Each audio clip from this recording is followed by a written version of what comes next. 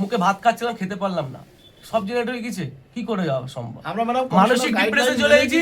আমি কালকে রাত্রি 2টোর সময় ঘুমিয়েছি ডিপ্রেশনে, যে আমি লোকগুলোকে আবার কি করে গিয়ে বলবো যে তোমাদের হিয়ারিং এসছে, তুমি সব দেওয়া সত্ত্বেও।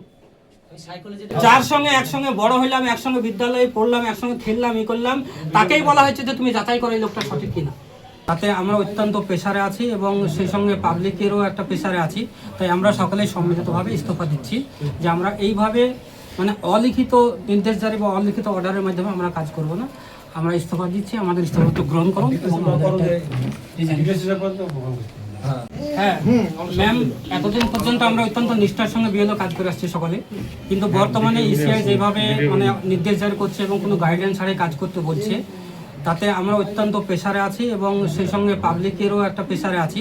তাই আমরা সকলেই সম্মিলিতভাবে ইস্তফা দিচ্ছি যে আমরা এইভাবে মানে অলিখিত নির্দেশ জারি বা অলিখিত অর্ডারের মাধ্যমে আমরা কাজ করব না। আমরা ইস্তফা দিচ্ছি, আমাদের ইস্তফাপত্র গ্রহণ করুন।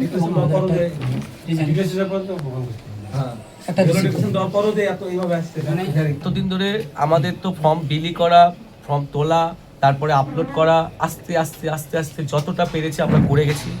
যতটা আপনারা বলেছেন, যেভাবে বলেছেন, যত তাড়াতাড়ি অতি সত্বর এত তারিখের মধ্যে এইভাবেই করেছি। আমরা সমস্ত পেশা, আমরা একটা পেশার মধ্যে যুক্ত, আমরা সবাই এখানে সরকারি শিক্ষক, প্রাইমারি শিক্ষক, আমাদেরকে তো সবসময় এই কাজেই ব্যবহার হয়। আমরা তা সত্ত্বেও করেছি। আমাদের স্কুলে এক্সাম ছিল, তাই এক্সামও কমপ্লিট করেছি, রেজাল্ট সব কিছু দিয়েছি। এর মধ্যেও করেছি, বাচ্চাদের কোর্স ছিল সেগুলোও কমপ্লিট করেছি। আমরা মানুষ, আমরা এই কাজে করতে করতে মানুষকে এতবার আমরা ডকুমেন্টস নিয়েছি। এক কাজে প্রথমে যদি বলতো নির্বাচন কমিশন আপনারা ডকুমেন্টস নিয়ে ফর্মটা নেবেন, মানুষ তখন গাদা গাদা জেরক্স করে রেখেছিল। আমাদের কাছে এরকম প্রশ্ন এসেছিল যে কেন আপনারা জেরক্স নিচ্ছেন না, তাহলে কি করে প্রমাণ হবে আমি সেই ব্যক্তি? আমি বললাম না, এই নির্বাচন কমিশন বলছে কিছু লাগবে না। কিন্তু এখন যখন চাইছি তারা খুবই স্বতঃস্ফূর্তভাবে দিয়েছে। কিন্তু কালকে অবধিও সব ঠিক ছিল, আমরা আপলোড করেও দিয়েছিলাম। আমাদেরকে বলেছিল, আমাদের যে ঊর্ধ্বতন কর্তা ছিল, বলেছিল আর 2 দিন টাইম পাবেন, সব আপলোড করে দেন। আমরা সবাই ঘন্টার পর ঘন্টা কালকে না খেয়ে আমরা 3টে অবধি কাজ করেছি। আমার মর্নিং সেশনে স্কুল সকাল থেকে বিকাল 3টে অবধি না খেয়ে কাজ করেছি। তাতেও কিছু জন আটকে গেছে। তারপর রাতের বেলায় উনি একটা আমাদের ভিসি জারি করলেন, বললেন না, আজ পর্যন্ত তোমরা যত কিছু আপলোড করেছো সবই হিয়ারিং আসবে। অতএব আমরা আর পারবো না ম্যাডাম, আমাদেরও সংসার আছে, আমাদেরও পরিবার আছে। আমরা এই শীতকাল কি কষ্টে কাটালাম সেটাও বুঝতে পারলাম। আমাদের ইস্তফা গ্রহণ করেন ম্যাডাম। আমরা যথেষ্ট খেটেছি এই কাজের জন্য। আমরা যে পেশায় যুক্ত ছিলাম সেই পেশাতেই ফিরে যেতে চাই। এইভাবে আর সম্ভব না। আপনি এই যে কাজ, হয়তো আপনাদের কাজটা শেষ করতে হবে, আপনাদের অনেক অনেক অনেক লোক আছে, পঞ্চায়েত মারফত আপনারা লোকগুলোর নোটিশ জারি করেন, আমাদেরকে রক্ষে দেন। আমরা এর মধ্যে থাকতে পারছি না। আমরা সত্যি বলছি, কালকে যখন এই কথাটা শুনেছি, আমি কোনোদিন এতদিন ইলেকশন কমিশনের কাছে আমার বন্ধুর সঙ্গে বাকবিতণ্ডা হয়েছে, কিন্তু আমি কোনোদিন এই জায়গাতে যাইনি যে ইলেকশন কমিশন ঠিক করছে না। আমি কাল থেকে আমার এরকম মাথার মধ্যে ঢুকে গেছে এটা অন্যায় হচ্ছে, এইভাবে কোনোভাবেই এটা সম্পন্ন করা সম্ভব না। লাস্টে যদি কোনো ব্যক্তির নাম না আসে, আমি একটা জায়গায় কাজ করি, সেখানে আমার কৈফিয়ত দেওয়ার ক্ষমতা আমার নেই। কারণ আমি সেখানে একজন সহকারী শিক্ষক, আমার পাশে কেউ এসে দাঁড়াবে না যে আমার নামটা কেন এলো না, তার কৈফিয়ত দিতে পারবো না। সব মানুষ সমান নয়, কে কিভাবে আছে আমরা জানিও না। কিন্তু কথাটা হচ্ছে যে এইভাবে নিজের রিস্ক নিয়ে আমরা কাজ করেছি, কোনো রিস্ক মনে হয়নি, খুবই সহযোগিতা করেছে। আমি একটা মানে কি বলবো, আমাকে মানুষ যা সহযোগিতা করেছে তা কল্পনার বাইরে। তা সত্ত্বেও খুবই হেল্প করেছে, কাল অব্দি হেল্প করেছে। সকালবেলা বলেছিলাম একটা লাইন দিয়ে দাঁড়িয়ে থেকে তোমরা আপলোড করে নিয়ে যেও, কোলে বাচ্চা নিয়েও লাইন দিয়ে আপলোড করে গেছে। কিন্তু যখন দেখলাম 11টার পরে কি হলো, যা করলো সমস্ত বিএলওরা দেখলো যে নিট ফল 0। আবার রাত্রের বেলায় ভিসি করছে, কোনো অর্ডার ছাড়াই এতদিন করছি, রাতের বেলাও সে ভিসি হচ্ছে, বলছে কিন্তু সব আসবে, আপনাদেরকে ডেকে দিয়ে দেবো, সব জেনারেট করা হয়ে গেছে। আমরা তো কেরানি নয় ম্যাডাম, আমরা কি কেরানি যে এই কাজই করতে হবে আমাদেরকে? আমরা কি এই কাজের জন্য বেতন পাই? আমাদের স্কুলে শিক্ষক নাই? আমার স্কুলে 5টা শিক্ষক, আমাদের 2জনকে তুলে নিয়েছে।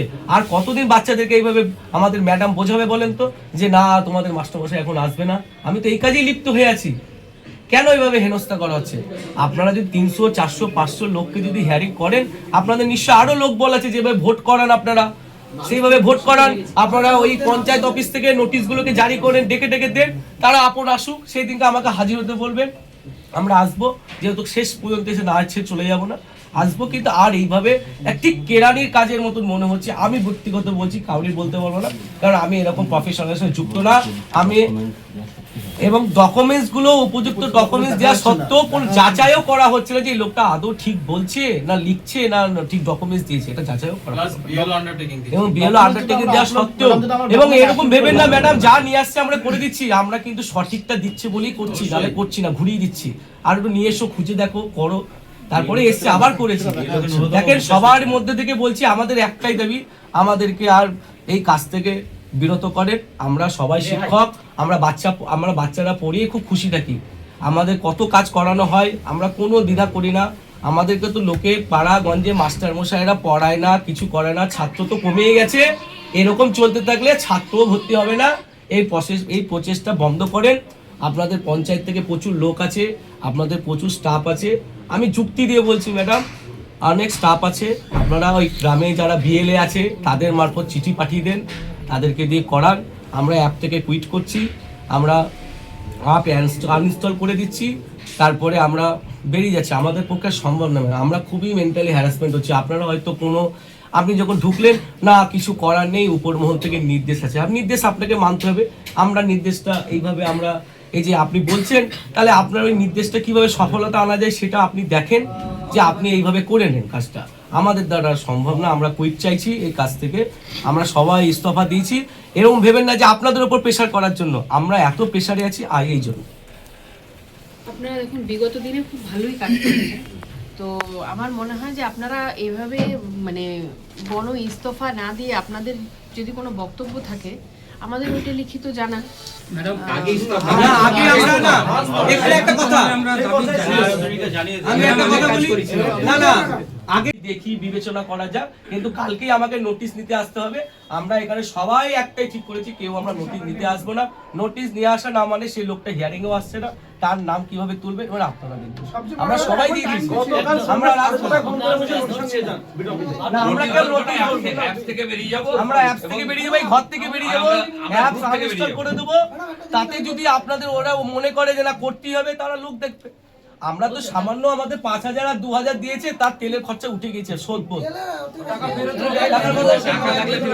আর টাকা লাগলে ফেরত দিতে। আমরা হিয়ারিং এর বিপক্ষে নই, কিন্তু আপনারা আমরা যে ডকুমেন্টসগুলো আপলোড করছি, আপনারা সেই ডকুমেন্টসগুলো কি আদৌ দেখে জেনারেট করছেন? সেটা দেখে করে সে একটা ভুল হয়েছে, তাহলে তাকে নিয়ে আপলোড করলাম, সেটা তো আপনারা দেখছেন, কিছুই দেখলেন না, বলছে সব হবে। আমরা কমিশনের এবং এমন ভাবে বলা হচ্ছে, ভিসি যখন হচ্ছে কিচ্ছু করার নেই, সব জেনারেট হয়ে গেছে। শুনে মুখে ভাত খাচ্ছিলাম, খেতে পারলাম না, সব জেনারেট হয়ে গেছে, কি করে যাওয়া সম্ভব? মানসিক ডিপ্রেশনে চলে গেছি।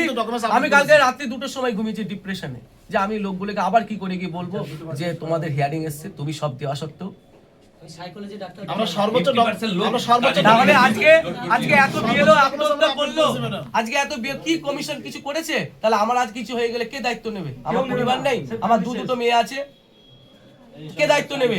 আমরা কুইট করছি ম্যাডাম, আপনার প্রচুর লোক বল আছে, আপনারা প্রচুর জায়গা থেকে লোক পেয়ে যাবেন, আপনারা করেন।